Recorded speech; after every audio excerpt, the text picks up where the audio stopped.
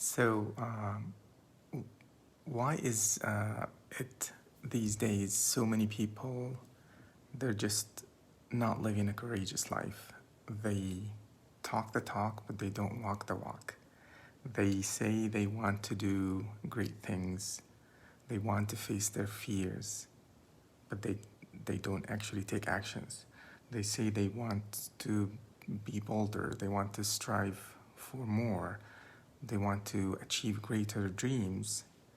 Um, they want to help people in a more significant way, but then they don't. And it kind of puzzled me. Actually, personally, I've dealt with this myself for years. And it's one of the most frustrating thing is to say I'm going to do something and then not to do it. It's like when you want to do something and somebody to wanted to achieve bigger dream, but if you tell them this is what you need to do, this is the first habit that you need to build, then they would make excuses, whether deflected, whether I'm busy, or it's I'm afraid of this not working out. And it's basically they're just not wanting to face challenges. And it is very frustrating, but it really comes from a mindset rather than from something that we have built in our brain, which is we have learned to avoid challenges, to avoid struggle. It's just we have become more accustomed to just life that is at ease, that just comes at your handtips. And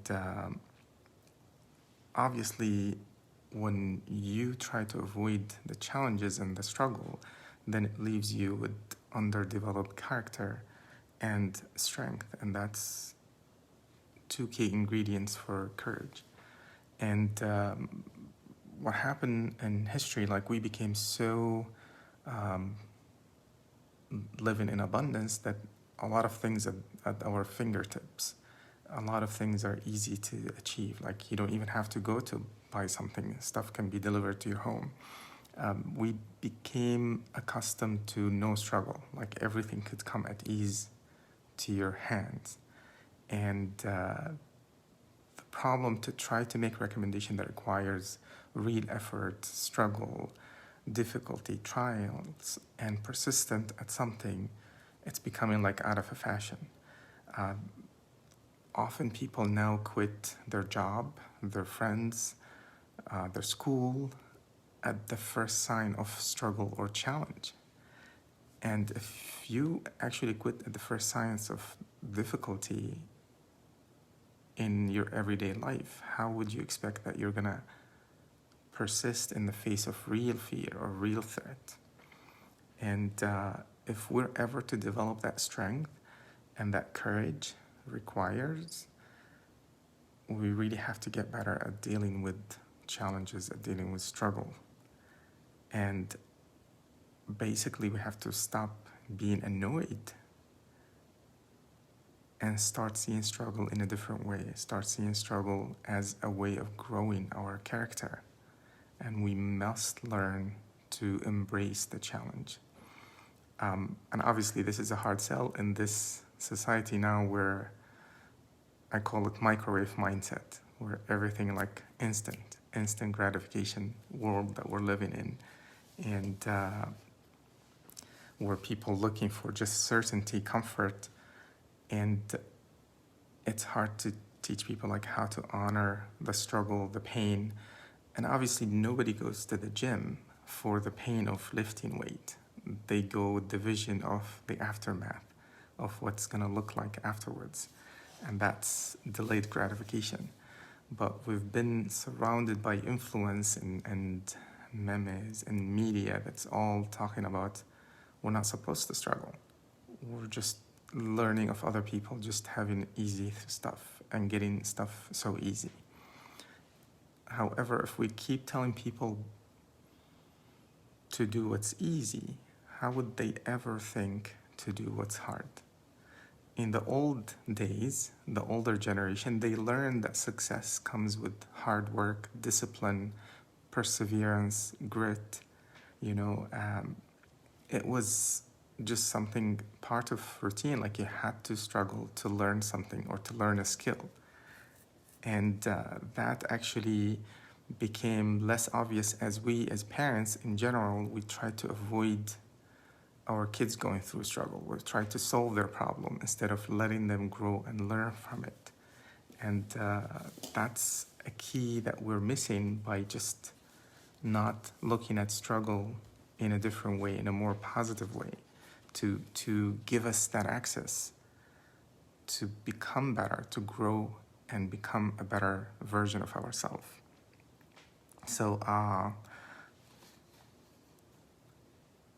if we are to move forward, if we are to teach people to grow and become better and develop, we've got to build a system. We've got to think of struggle as a necessity, as an important steps that we need, as a positive part of our journey.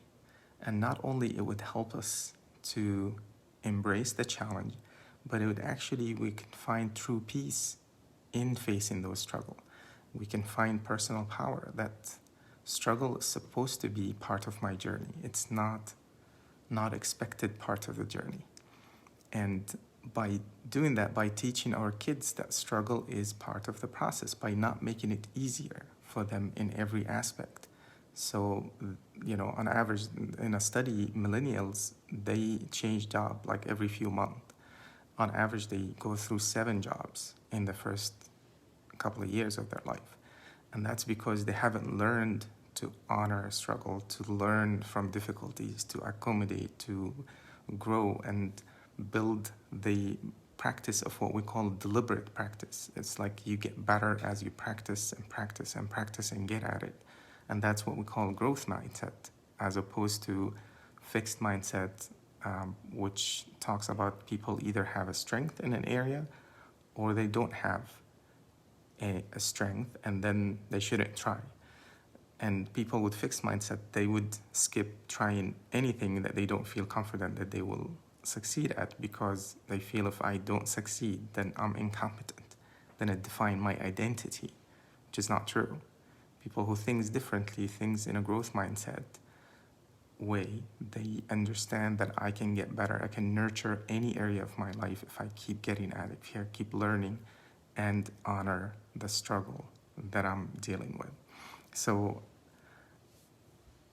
if you are a person who you see yourself not getting where you want to be, you're far from your dreams, you have a vision and dreams that are far from what you're actually taking actions, then maybe you gotta put something on your calendar of the things that will get you in action towards your goals.